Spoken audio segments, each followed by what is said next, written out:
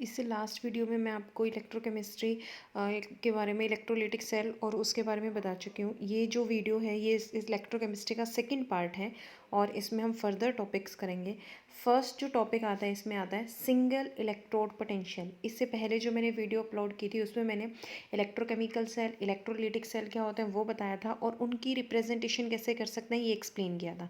अब हम उससे आगे जो टॉपिक है वो करेंगे। उसमें सबसे पहला टॉपिक है single electrode potential.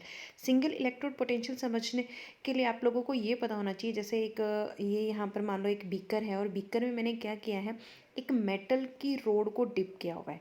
Electrode potential हम तभी काम करते हैं जब हम मेटल को या फिर कह सकते हो इलेक्ट्रोड को उसी के सॉल्यूशन में डिप करते हैं। जैसे मैंने जिंक लिया तो जिंक को जिंक सल्फेट की रोड में डिप सॉल्यूशन में डिप करेंगे। अगर मैं कॉपर लेती हूँ तो कॉपर को कॉपर सल्फेट के सॉल्यूशन में डिप करना है। आपको जो भी मेटल यूज़ करनी है उस मेटल के आपको जो भी आपने मान लो बीकर लिया और बीकर में एक रोड है, हमारी ये जिंक की रोड है और इस जिंक की रोड को मैं जिंक सल्फेट के सॉल्यूशन में डिप करती हूँ। आपको हमेशा ये ध्यान में रखना, हम जो भी मेटल लेंगे ये हमारी मेटल कह सकते हो या इसको हम इलेक्ट्रोड भी बोल सकते हैं। इस मेटल को हमने इसी के सोल्ट में डिप किया। जिंक लिया तो जिंक को जिंक सल्फेट में डिप कर दिया। जब हम ये डिप करते हैं इसमें तो इसमें इलेक्ट्रिसिटी कंडक्ट होने की वजह से या फिर रिएक्शन होने की वजह से चेंजेस आते हैं। चेंजेस क्या आते हैं, ये जो हमारी मेटल है ये मेटल या तो पॉजिटिवली चार्ज हो जाती है इस सॉल्यूशन के कंपैरिजन में जो हमने लिया था स्कैन का सॉल्यूशन, इलेक्ट्रोलाइटिक सॉल्यूशन जो ये हमारा इस इलेक्ट्रोलाइटिक सॉल्यूशन के कंपैरिजन में हमारी ये जो मेटल की रोड है या तो पॉजिटिवली चार्ज हो जाएगी या नेगेटिवली चार्ज हो जाएगी। इसी पॉजिटिव चार्ज और नेगेटिव चार्ज के आने के कारण जब मेटल की रोड पर हमारा पॉजिटिव या नेगेटिव चार्ज आता है, ये नेगेटिव चार्ज और पॉजिटिव चार्ज आना ही हमारा इलेक्ट्रोड पोटेंशियल आता है, इलेक्ट्रोड पोटेंशियल बोला जाता है।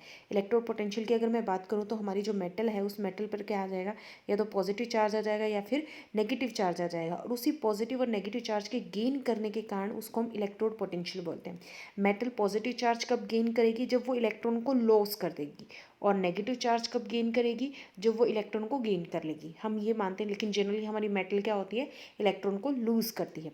जब ये कंडीशन आती है तो जो हमारा सॉल्यूशन था, जो हम प्रिपेयर कर रहे थे सॉल्यूशन, जो हमने सॉल्यूशन लिया था, उस सॉल्यूशन की अगर मैं बात करूं और उस सॉल्यूशन को जो हम कंसीडर करते हैं तो इस मेटल की रोड और इस इलेक्ट्रोलाइटिक सॉल्यूशन के बीच में एक डिफरेंस आ जाता है, आयंस का डिफरेंस आ जाता है। उसी आयन के डिफरेंस को, टेंडेंसी जो होती है आयंस की अट्रैक्ट करने की या फिर लूज़ करने की, उसके अंदर एक डिफरेंस क्रिएट हो जाता है। उसी डिफरेंस को हम पोटेंशियल डिफरेंस बोलते हैं। डेफिनेशन यहाँ मैंने मेंशन की हुई है। अगर हम बात करते हैं इलेक्ट्रोड पोटेंशियल की, तो इलेक्ट्रोड पोटेंशियल का मतलब है मेटल की इलेक्ट्रॉन लेने की या देने की जो टेंडेंसी है उसको हम इलेक्ट्रोड पोटेंशियल बोलेंगे। और जब ये इलेक्ट्रॉन लूज़ करती है और गेन करती है तो मेटल और सॉल्यूशन के बीच में एक डिफरेंस आ जाता है पोटेंशियल के बीच में, जिसको हम इलेक्ट्रोड पोटेंशियल डिफरेंस भी बोलते हैं।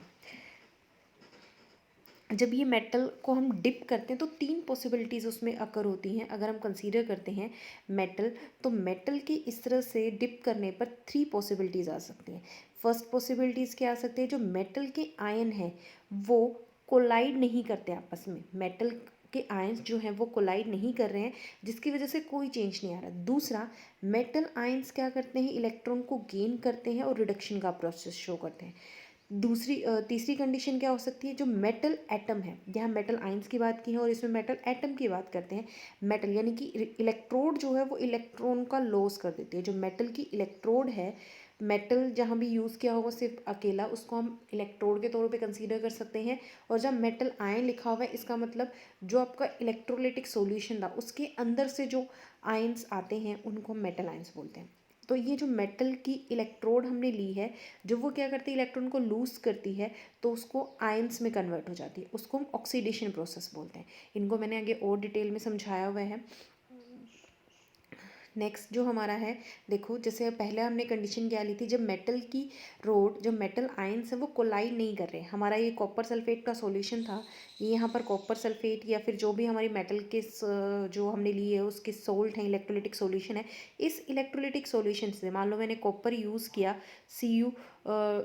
कॉपर सल्फेट यूज़ करती हूँ, सॉरी, अगर मान लो मैंने कॉपर यूज़ किया तो कॉपर को कॉपर सल्फेट के सॉल्यूशन में डिप करूँगी। जब कॉपर को कॉपर सल्फेट में, जैसे मैंने यहाँ पर यूज़ किया कॉपर, और कॉपर को किस में डिप कर दिया, कॉपर सल्फेट के सॉल्यूशन में डिप कर दिया। जब हम ये डिप करते हैं तो कॉपर सल्फेट ब्रेक हो जाता है Cu2 पॉजिटिव और SO4 2 नेगेटिव। ये जब ब्रेक होता है तो 2 इलेक्ट्रॉन लूज़ करता है। ये जो 2 इलेक्ट्रॉन लूज़ किए, अब मेटल हमारी क्या करे, वो उसी ऑक्सीडेशन स्टेट में रहे, ना तो वो इलेक्ट्रॉन को गेन करे। जो हमारे यहाँ कॉपर हमने लिया था, वो कॉपर ना तो वो इलेक्ट्रॉन को लॉस करे ना ही गेन करे। अगर हमारी ये कंडीशन आती है, वो कॉपर आयन जो है वो एज इट इज़ मेंटेन रहते हैं, वो ना तो इलेक्ट्रॉन मेंटेन रहते हैं, कंडीशन में कोई भी चेंज नहीं आता मेटल के रोड के ऊपर, उस कंडीशन को हम इक्विलिब्रियम कंडीशन बोलते हैं। या फिर ये बोलते हैं कि उसके अंदर कोई भी चेंज नहीं आ रहा।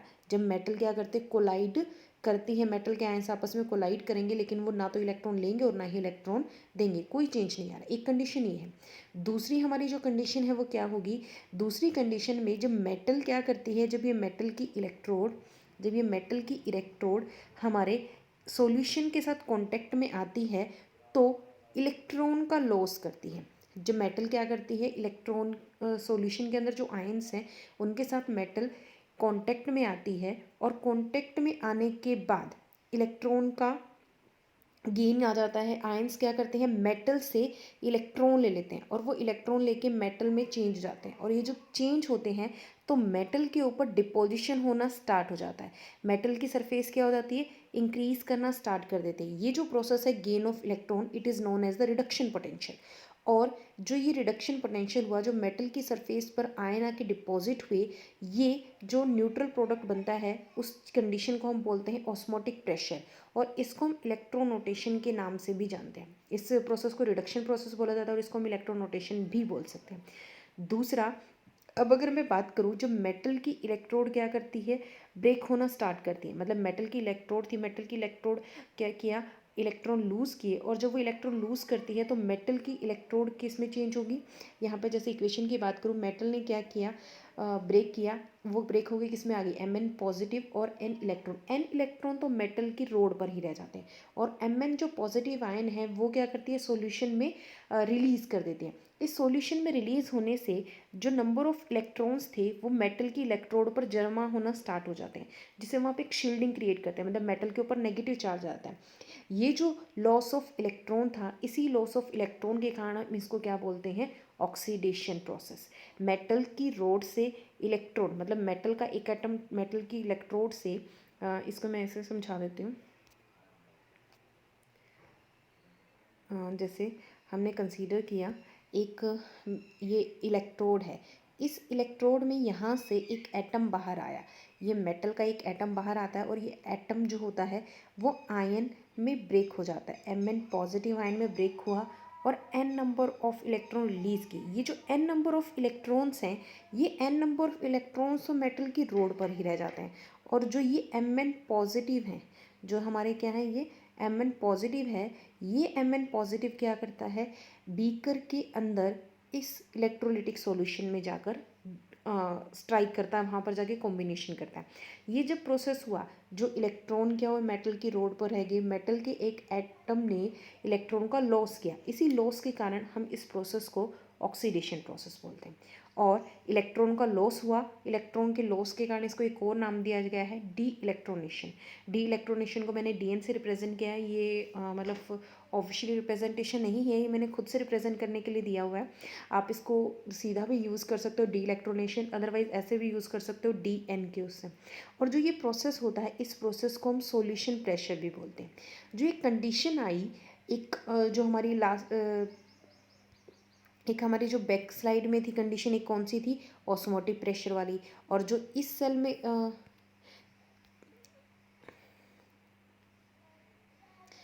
एक हमारी लास्ट स्लाइड में जो कंडीशन थी वो ऑस्मोटिक प्रेशर की, और इसमें जो कंडीशन है वो हमारी सॉल्यूशन प्रेशर की। इन दोनों कंडीशन से 3 और कंडीशन अराइज होती है।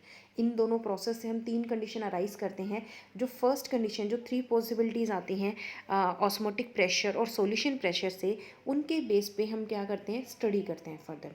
तो फर्स्ट कंडीशन अगर हमारा क्या हो, सॉल्यूशन का प्रेशर ज़्यादा हो और ऑस्मोटिक प्रेशर कम हो, हमारी फर्स्ट कंडीशन क्या है, सॉल्यूशन प्रेशर ज़्यादा है, ऑस्मोटिक प्रेशर कम है। अगर ऐसी कंडीशन आती है तो जो प्रोसेस होगा उसके अंदर डी इलेक्ट्रोनेशन प्रोसेस ज़्यादा होगा और इलेक्ट्रोनेशन प्रोसेस कम होगा। डी इलेक्ट्रोनेशन प्रोसेस ज़्यादा होगा, इलेक्ट्रोनेशन प्रोसेस कम होगा। तो इसका मतलब ये होगा जो हमारी मेटल है वो नेगेटिव पोलैरिटी गेन करेगी, और नेगेटिव पोलैरिटी गेन करेगी तो लेफ्ट हैंड साइड लिखेंगे और वो एनोड की तरह एक्ट करेगी। अब इसी तरह हमारी दूसरी जो कंडीशन अराइज होगी उसमें क्या होगा, हमारा क्या कंडीशन आ सकती है, जो सॉल्यूशन का प्रेशर है वो क्या हो जाए, कम हो जाए और ऑस्मोटिक प्रेशर इंक्रीज हो जाए।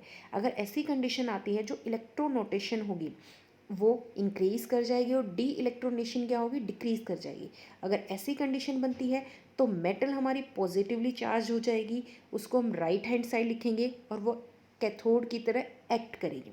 लेकिन एक कंडीशन ऐसी भी आ सकती है जब ऑस्मोटिक प्रेशर और जो हमारा सॉल्यूशन प्रेशर है वो एक दूसरे के इक्वल हो, ना तो प्रोसेस में डी इलेक्ट्रोनेशन हो ना ही इलेक्ट्रोनेशन, या फिर दोनों ही इक्वल अमाउंट में इलेक्ट्रोनेशन और डी इलेक्ट्रोनेशन एक दूसरे के अपोजिट प्रोसेस हैं, और जब भी एक दूसरे के साथ इक्वल अमाउंट में होंगे तो एक दूसरे का इफेक्ट कैंसिल आउट कर देंगे। जब ऐसी कंडीशन आती है तो मेटल जो है जिसको हम इलेक्ट्रोड के तौर पे कंसीडर कर रहे हैं उसके अंदर कोई भी चेंज नहीं आएगा। वह हमारी जो मेटल की रोड है वो जीरो पोलरिटी गेन करेगी, और जीरो पोलरिटी गेन करने के कारण उस इलेक्ट्रोड को हम नल इलेक्ट्रोड भी यूज़ बोलेंगे, और उसको हम इलेक्ट्रोड के तौर पे यूज़ नहीं कर सकते, इलेक्ट्रोकेमिकल सेल में उसको यूज़ नहीं किया जा सकता अगर ऐसी कोई कंडीशन आती है तो। नेक्स्ट है हमारी स्टेट जो है वो इक्विलिब्रियम आती है। इक्विलिब्रियम स्टेट में क्या होगा, जब हमारी मेटल क्या करती है, रिड्यूस होती है, तो रिड्यूस होकर वो आयन इलेक्ट्रॉन्स जो होते हैं, इलेक्ट्रोड से जो आयंस होते हैं वो सॉल्यूशन में डिपोजिशन होना स्टार्ट हो जाते हैं। कंडीशन क्या है, जब हमारे क्या करते हैं, टेंडेंसी जो मेटल एटम उनकी टेंडेंसी है रिड्यूस होने की, रिड्यूस होते हैं तो रिड्यूस होने के बाद जो मेटल आयन है वो सॉल्यूशन के अंदर क्या होते हैं, इलेक्ट्रोड से डिपोजिशन होते रहते हैं, और जिससे मेटल की जो इलेक्ट्रोड है वो पॉजिटिव चार्ज गेन करके रहती है। ये गेन करते रहने से ये प्रोसेस क्या करता है, सेम प्रोसेस रिवर्स में भी चलता है। मतलब हमारा इलेक्ट्रोनेशन और de-electronation process same equally form में कंसीडर करें तो उस कंडीशन को हम इक्विलिब्रियम भी बोलते हैं। और ये जो कंडीशन होती है सेपरेशन ऑफ चार्जेस में काफ़ी हेल्प करती है, इसके थ्रू हम सेपरेशन ऑफ चार्जेस कर सकते हैं। जो हमारी इलेक्ट्रोड थी, जो हमने सिंगल इलेक्ट्रोड पोटेंशियल स्टडी की, वो इलेक्ट्रोड पोटेंशियल इलेक्ट्रॉन के लॉस और गेन के कारण, जो हमारा इलेक्ट्रोड है उसके ऊपर इलेक्ट्रॉन का लॉस भी हो रहा है और गेन भी हो रहा है, इसी वजह से अगर हम वो इलेक्ट्रोड ने कितने इलेक्ट्रॉन लूज़ किए और कितने गेन किए, कितनी उनकी टेंडेंसी थी इलेक्ट्रॉन को लूज़ करने की, कितनी उनकी टेंडेंसी थी इलेक्ट्रॉन को गेन करने की, अगर हम उस टेंडेंसी को मेज़र करें तो उस मेज़र की हुई टेंडेंसी को हम इलेक्ट्रोड पोटेंशियल बोलते हैं। जो हमारी इलेक्ट्रोड थी उस इलेक्ट्रॉन की क्या कैपेसिटी थी, इलेक्ट्रॉन को लूज़ करना या गेन करना, और उसी टेंडेंसी को हमने मेज़र किया, मेज़र करके उसको दो पार्ट में डिवाइड किया, एक ऑक्सीडेशन पोटेंशियल और एक रिडक्शन पोटेंशियल। अगर मैं ऑक्सीडेशन पोटेंशियल की बात करूं तो इलेक्ट्रॉन को लॉस करने की जो टेंडेंसी है, एक इलेक्ट्रोड की इलेक्ट्रॉन को लूज़ करने की जो टेंडेंसी होती है उसको ऑक्सीडेशन पोटेंशियल बोलते हैं। और रिडक्शन पोटेंशियल की बात करें तो एक इलेक्ट्रोड की जो इलेक्ट्रॉन को गेन करने की, जैसे मेटल की रॉड है, मेटल की रॉड क्या करती है, इलेक्ट्रॉन को अपनी तरफ अट्रैक्ट करेगी, तो वो जो इलेक्ट्रॉन को गेन करने की उसकी टेंडेंसी है उसको हम रिडक्शन पोटेंशियल बोलते हैं। ऑक्सीडेशन पोटेंशियल और रिडक्शन पोटेंशियल एक दूसरे के अपोजिट काम करते हैं। ऑक्सीडेशन पोटेंशियल होगी नेगेटिव ऑफ रिडक्शन पोटेंशियल, या फिर ये कह सकते हो रिडक्शन पोटेंशियल होगी नेगेटिव ऑफ ऑक्सीडेशन पोटेंशियल। ये दोनों टर्म्स को हम यूज़ करते हैं। जो हमारा मतलब क्या कहते हैं, काफ़ी स्टडी करके एक कन्वेंशन बताया गया, जैसे IUPAC के रूल्स हैं वैसे ही इसके लिए कन्वेंशन के भी रूल्स बनाए गए थे। रूल्स क्या थे, अगर हमारा हाफ सेल रिएक्शन हम लिखते हैं तो हमेशा रिडक्शन हाफ रिएक्शन ही लिखा जाता है, और उसको रिडक्शन मतलब जब भी हम यूज़ करते हैं तो उसको रिडक्शन की फॉर्म में ही यूज़ करना, उसको ऑक्सीडेशन की फॉर्म में यूज़ नहीं करते, रिडक्शन की। ये मतलब फिक्स कर दिया गया था कि रिडक्शन की फॉर्म में ही हम सारी चीज़ों को स्टडी करेंगे। और जो ये रिडक्शन, जब हम ये रिडक्शन पोटेंशियल कैलकुलेट करते हैं जिसको हम इलेक्ट्रोड पोटेंशियल भी बोलते हैं, वो तीन फैक्टर्स पर डिपेंड करती है। Concentration of ion and it's solution, दूसरा मेटल का नेचर कैसा है और उसके आयंस का नेचर कैसा है, तीसरा टेम्परेचर कैसा। आप लोगों को इनको डिटेल में स्टडी करने की ज़रूरत नहीं है, आप लोगों को बस इतना पता होना चाहिए कि concentration of ion and it's solution पर डिपेंड करेगी, nature of metal and it's ion पर डिपेंड करेगी, जो मेटल ली हमने उसके नेचर और उसके आयंस का नेचर कैसा उस पर डिपेंड करना है, और थर्ड जो फैक्टर उस पर टेम्परेचर पर डिपेंड करती है। इससे नेक्स्ट अगर मैं बात करती हूँ तो जो हमारी इलेक्ट्रोड पोटेंशियल है वो हमने एक इलेक्ट्रोड के लिए यूज़ की, लेकिन जब हम दो इलेक्ट्रोड को आपस में कंबाइन कर देते हैं, जैसे हमने इलेक्ट्रोकेमिकल सेल यूज़ किया था, तो इलेक्ट्रोकेमिकल सेल में दो इलेक्ट्रोड को यूज़ किया गया था, एक इलेक्ट्रोड यूज़ नहीं की गई थी, उसमें दो इलेक्ट्रोड यूज़ की गई थी, तो वो सेल की तरह एक्ट करना शुरू कर देता है। तो इस तरह से इलेक्ट्रोड पोटेंशियल और सेल पोटेंशियल में डिफरेंस आता है। इसी डिफरेंस को मैं यहाँ पर एक्सप्लेन कर रही हूँ, electrode potential versus cell potential. दो अगर आपकी इलेक्ट्रोड यूज़ की जा रही है तो सेल पोटेंशियल बोली जाएंगी, अगर एक ही यूज़ कर रहे हैं तो इलेक्ट्रोड पोटेंशियल बोलेंगे। इलेक्ट्रोड पोटेंशियल को यहाँ पर अगर हम डिफाइन करने की कोशिश करें तो एक इलेक्ट्रोकेमिकल सेल में इलेक्ट्रोकेमिकल सेल में इलेक्ट्रोड की रिड्यूस या ऑक्सीडाइज होने की जो टेंडेंसी है उसी को हम इलेक्ट्रोड पोटेंशियल बोलते हैं। हमने क्या किया, एक सेल ले लिया और सेल के अंदर हमने सिंपल एक सेल लिया और सेल में हमने रोड डाली, वो रोड या तो ऑक्सीडाइज हो जाएगी या फिर रिड्यूस हो जाएगी। सिर्फ एक ही की बात करेंगे हम, दोनों रोड्स की बात नहीं करेंगे, उसको हम इलेक्ट्रोड पोटेंशियल बोलते हैं।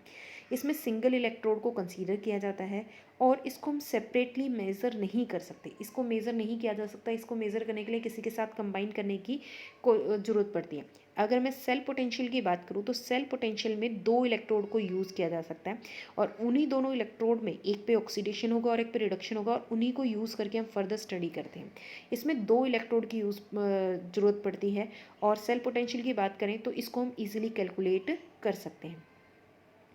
नेक्स्ट जो है सेल पोटेंशियल को हम ईएमएफ ऑफ ए सेल भी बोलते हैं या फिर कह सकते हो इलेक्ट्रोमोटिव फोर्स भी बोला जाता है। जो सेल पोटेंशियल है अगर मैं उसको डिफाइन करूँ तो सेल पोटेंशियल एक्चुअल में है क्या, जो हमारी इलेक्ट्रोकेमिकल सेल है, जैसे अगर मैं कंसीडर करती हूँ, मान लो ये मेरा एक इलेक्ट्रोकेमिकल सेल है, इसमें मैंने साल्ट बेस से कनेक्ट कर दिया और दो इसमें रोड हैं, एक में ये एनोड की तरह काम करी और ये कैथोड की तरह काम करी। कैथोड को मैंने सी से रिप्रेजेंट कर दिया, एनोड को ए से रिप्रेजेंट कर दिया। जब मैं ये दोनों एक इलेक्ट्रोकेमिकल सेल यूज़ करती हूँ तो इस इलेक्ट्रोकेमिकल सेल के जो चेंजेस हैं वो हम क्या करते हैं, सेल पोटेंशियल में कंसीडर करते हैं। आपकी एनोड और कैथोड पर एनोड ने भी कुछ चेंजेस किए, एनोड पे जो ये इलेक्ट्रोड है वो इलेक्ट्रोड क्या करेगी, या तो पॉजिटिवली चार्ज होगी या नेगेटिवली चार्ज होगी। इस पॉजिटिव और नेगेटिव चार्ज होने से उस पर पोटेंशियल डिफरेंस क्रिएट होगा। इसी तरह मैं क्या करूँगी, इस कैथोड की बात करूँ तो इस कैथोड पे भी क्या होगा, पॉजिटिव और नेगेटिव चार्ज फॉर्मेशन होगा। इसके पॉजिटिव नेगेटिव चार्ज को कंसीडर कर लेती हूँ मैं कैथोड की, इसी तरह मैं एनोड के पॉजिटिव नेगेटिव चार्ज को कंसीडर कर लेती हूँ। इन दोनों के बीच में ये जो एनोड और कैथोड है, इन दोनों के बीच में जो चेंजेस आएंगे, इसकी पोटेंशियल डिफरेंस में कितना चेंजेस है और इसके पोटेंशियल डिफरेंस में, इन दोनों के बीच में जो डिफरेंस आएगा उसी को हम ईएमएफ ऑफ सेल बोलते हैं। ये डिफरेंस होता है दो इलेक्ट्रोड पोटेंशियल के बीच में। दो हमने हाफ सेल कंसीडर किए, दो हाफ सेल के बीच में जो डिफरेंस है पोटेंशियल के बीच में उसी को हम क्या बोलते हैं, ईएमएफ ऑफ सेल या फिर cell potential. EMF of cell को हम दूसरी तरह भी कह सकते हैं, जब जो फोर्स जिसके कारण इलेक्ट्रॉन क्या करते हैं, एक इलेक्ट्रोड से दूसरी इलेक्ट्रोड की तरफ ट्रांसफ़र करते हैं। जब मैंने इलेक्ट्रोकेमिकल सेल बताया था तो उस टाइम इसकी वर्किंग बताई थी कि जब ये वर्किंग करेगा तो एनोड से कैथोड की तरफ इलेक्ट्रॉन का ट्रांसफ़र होगा और उससे अपोजिट डायरेक्शन में करंट का ट्रांसफ़र होगा। तो वही जिस फोर्स के कारण इलेक्ट्रॉन क्या करते हैं, एक इलेक्ट्रोड से दूसरी इलेक्ट्रोड पर ट्रांसफ़र करते हैं और इनके ट्रांसफ़र होने के कारण जो फ्लो ऑफ करंट आता है उसी को हम ईएमएफ या फिर सेल वोल्टेज बोलते हैं।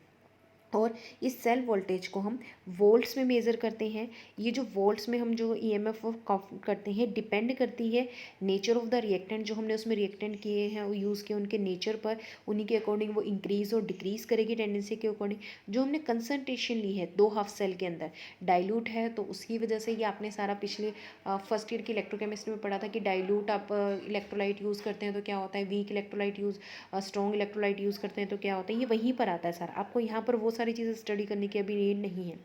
डिपेंड अगर हम करें नेचर ऑफ द रिएक्टेंट की, अगर हम बात करते हैं तो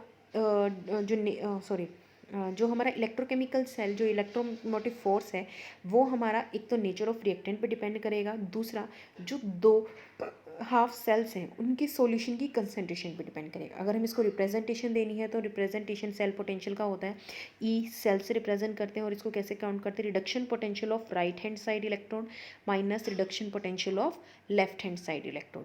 इसको रिप्रेजेंट करने का सही तरीका E cell is equal to E right minus E left.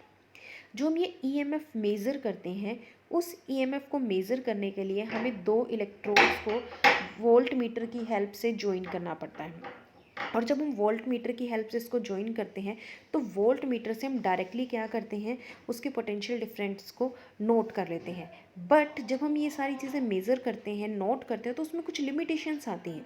वो लिमिटेशन क्या आती है, जब हमने क्या किया, वोल्ट मीटर से उसको कनेक्ट किया तो कुछ करंट वोल्ट मीटर क्या करता है, ईएमएफ ड्रॉ हो जाता है, मतलब उसमें से बाहर कुछ यूज़ कर लिया जाता है वोल्ट मीटर के थ्रू, जिससे ईएमएफ ऑफ जो है सेल की वो चेंज आती है। दूसरा, जो फ्लो करंट है, जब हम क्या करते हैं, कंसीडर करते हैं सेल में, तो एक क्या होता है, एनोड से कैथोड की तरफ इलेक्ट्रॉन का फ्लो होता है।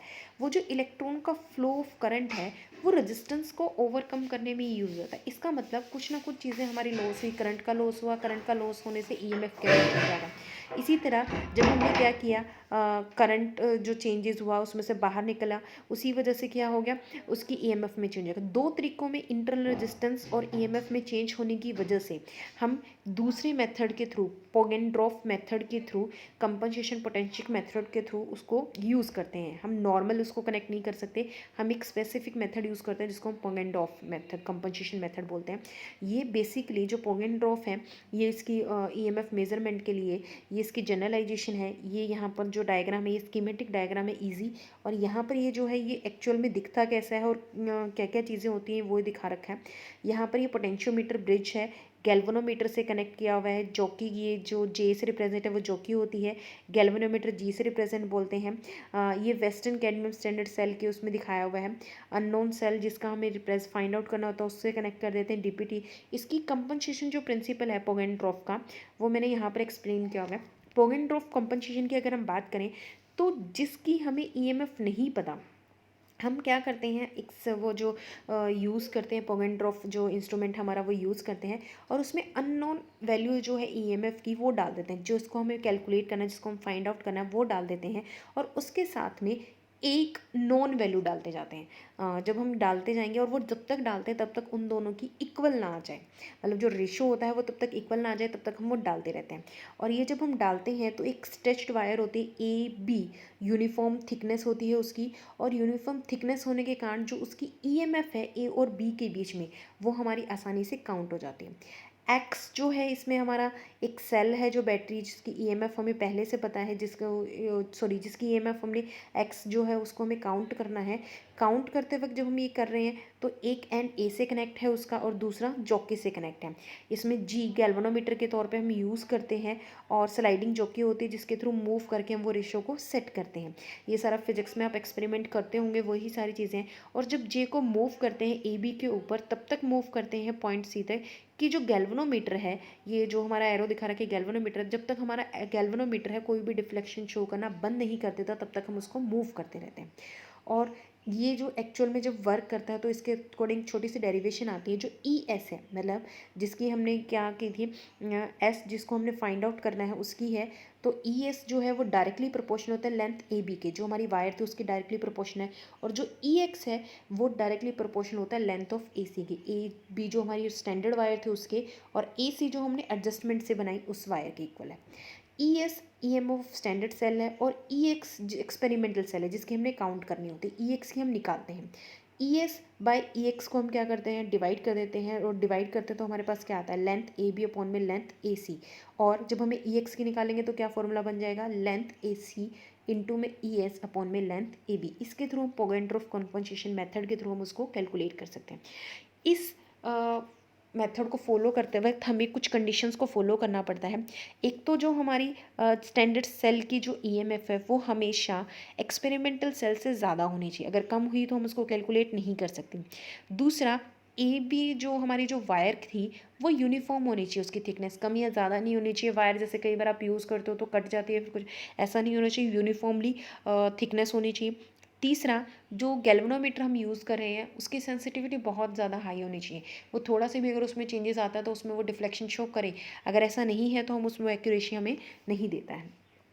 इसके अलावा एक और मेथड जो हम यूज़ करते हैं जिसको हम पोटेंशियोमीटर मेथड बोलते हैं।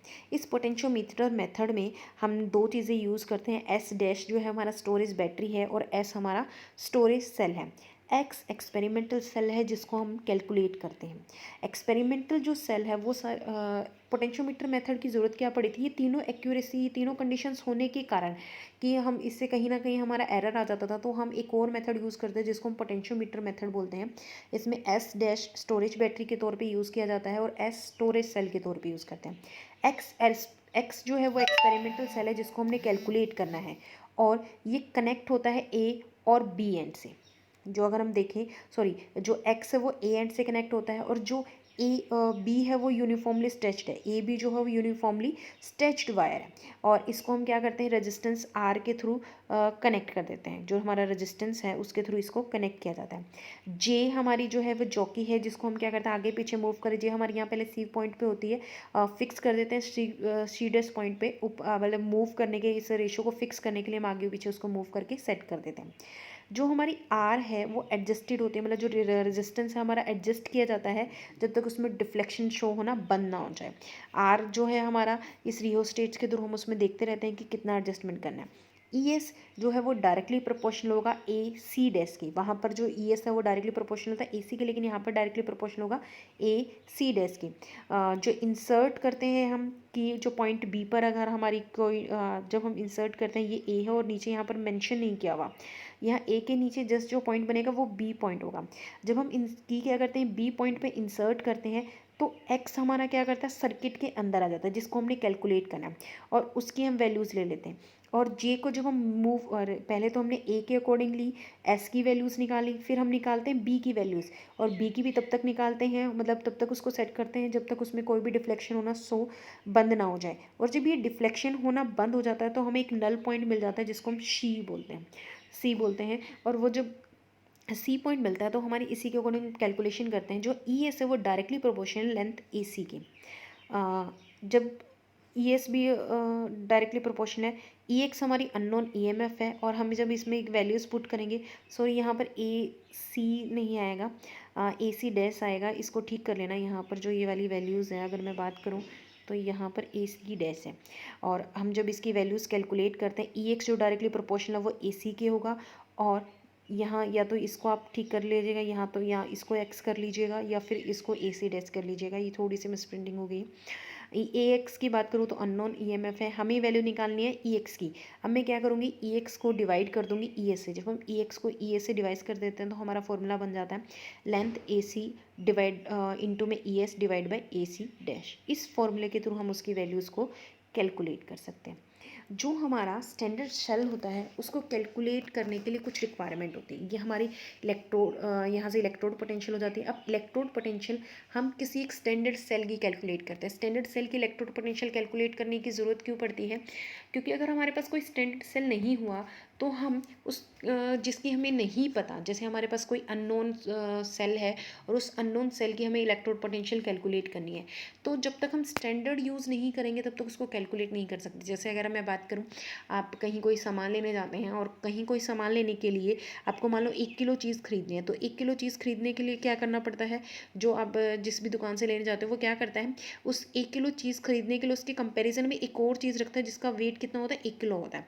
तो इससे हमें पता चल जाता है उसको मेज़र करके कि भी वो एक दूसरे के इक्वल हुए।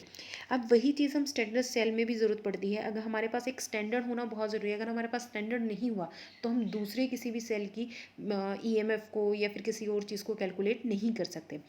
तो स्टैंडर्ड सेल की रिक्वायरमेंट क्या होती हैं, एक तो जो स्टैंडर्ड सेल है उसकी जो ईएमएफ है उसकी कांस्टेंट वैल्यू होनी चाहिए, जो रिप्रोड्यूसिबल है, जो हम क्या करते हैं कंडीशन के अकॉर्डिंग चेंज नहीं होनी चाहिए, वो फिक्स्ड होंगी। दूसरा, टाइम के अकॉर्डिंग चेंज नहीं होनी चाहिए। उसके ऊपर टेम्परेचर का इफेक्ट बहुत कम आ रहा हो, और रिप्रोड्यूसिबल, जिसको हम कैलकुलेट कर सकते हैं, ऐसे उसकी वैल्यू होनी चाहिए। 3 कंडीशंस हैं। जो कांस्टेंट वैल्यू है ईएमएफ की वो रिप्रोड्यूसिबल हो। दूसरी कंडीशन, वो टाइम के साथ चेंज नहीं होनी चाहिए, वो जैसी थी वो कंडीशन वैसी ही रहनी चाहिए। अगर आज वो 2.5 है तो वो 10 दिन बाद भी 2.5 ही दिखाए, उससे चेंज नहीं होनी है। तीसरी कंडीशन टेम्परेचर का, मतलब हम उसको हीट कर देते हैं या फिर उसको ठंडा कर देते हैं तो उसके अकॉर्डिंग भी, उसकी टेम्परेचर के अकॉर्डिंग भी ईएमएफ चेंज ना हो। स्टैंडर्ड सेल जो इसमें हम यूज़ करते हैं वो एक वेस्टर्न स्टैंडर्ड सेल है जो यूज़ किया गया था। वेस्टर्न स्टैंडर्ड सेल को यूज़ करने का रीज़न क्या था, एक तो वो एक्यूरेटली और कांस्टेंट वैल्यू देता है ईएमएफ की। उसकी जो ईएमएफ है वो एक कांस्टेंट है जिसको हम चेंज नहीं करते, इसीलिए उसको स्टैंडर्ड सेल के तौर पे कंसीडर करते हैं। जब इसको कंस्ट्रक्ट किया गया था, इसकी अगर मैं कंसीडर की बात करूँ, देखो एच शेप्ड है। कैसी शेप्ड है वेस्टर्न स्टैंडर्ड सेल की, एच शेप्ड है। तो कंस्ट्रक्ट करते हैं एक एच शेप्ड ग्लास ट्यूब, ये ग्लास ट्यूब के अंदर इसको रखा गया है एच शेप्ड की। इसमें जो नेगेटिव इलेक्ट्रोड है वो नेगेटिवली इलेक्ट्रोड 12.5% कैडमियम और मरकरी की लेयर से कैडमियम सल्फेट के क्रिस्टल्स को, जैसे यहाँ पर अगर मैं बात करूँ, ये वाली हमारी जो नेगेटिव लेयर है, इस नेगेटिव लेयर में अगर मैं नेगेटिव इलेक्ट्रोड की बात करूँ तो नेगेटिव इलेक्ट्रोड पे कैडमियम और मरकरी के कैडमियम और मरकरी के, यहाँ पे कैडमियम सल्फेट के मिक्सचर को कैडमियम अमलगम, ये यहाँ पर इस वाली पे जैसे ये वाली है, अगर मैं बात करूँ इसमें, यहाँ पर ये कैडमियम सल्फेट और कैडमियम सल्फेट को इस कैडमियम के अमलगम, जब भी हम क्या करते हैं मरकरी को किसी मेटल के साथ कंबाइन कर देते तो वो अमलगम बोला जाता है। तो कैडमियम सल्फेट को किसने कवर किया हुआ है, कैडमियम अमलगम ने क्रिएट किया हुआ है। ये हमारी नेगेटिव इलेक्ट्रोड है। इसके बाद अगर मैं बात करूं पॉजिटिव इलेक्ट्रोड की, तो पॉजिटिव जो इलेक्ट्रोड है मरकरी की, उसके ऊपर मर्क्यूरस सल्फेट का पेस्ट होता है और उसके नीचे, मतलब ये देखो कैडमियम सल्फेट के नीचे, यहाँ तो सिर्फ अमलगम था, लेकिन अगर मैं इसकी बात करूँ तो यहाँ पर क्या है, मर्क्यूरिक सल्फेट का हमारा पेस्ट है। ये दोनों तरफ एक तरफ कैडमियम वगैरह और कैडमियम सल्फेट को के नीचे क्या यूज़ कर रहे हैं, मर्क्यूरिक सल्फेट का पेस्ट यूज़ कर रहे हैं। ये हमारी इसकी कंस्ट्रक्शन होती है। इसके अलावा हम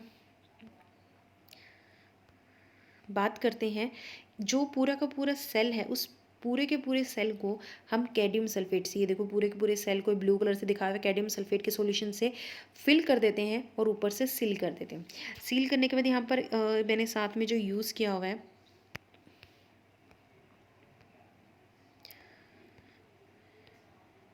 सेल रिप्रेजेंटेशन है। सेल रिप्रेजेंटेशन करने से पहले हमें एनोड और कैथोड की रिएक्शन पता होनी चाहिए। जो एनोड की रिएक्शन है, एनोड पे क्या हो रहा है, लॉस ऑफ इलेक्ट्रॉन।